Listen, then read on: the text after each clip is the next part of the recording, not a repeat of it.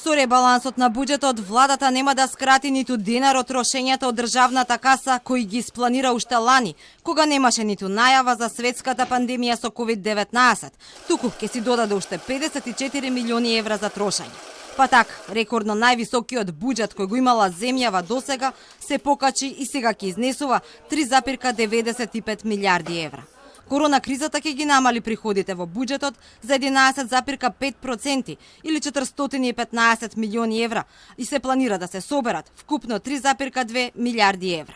Иако со буџетот требаше да фалат 280 милиони евра, сега со ребалансот сумата која ќе недостасува ќе се искачи на 750 милиони евра или 6,8% од бруто домашниот производ.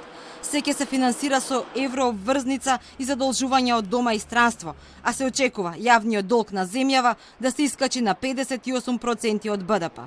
Министерката Ангеловска зголемувањето на расходите го правдаше со тоа што не знаела друга земја која кратела расходи за време на криза.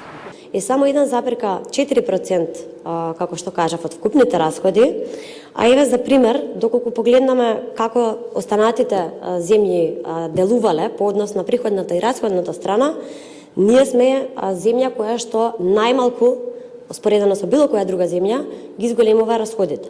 Зборуваме за зголемување на расходната страна кај Србија од 22%, Чешка 7%, Бугарија 2%. Да погледнеме како е всушност состојбата глобално и дали некоја земја воопшто би пристапила кон надолна корекција на расходната страна. Јас таков случај не сме погледнале, не знаеме.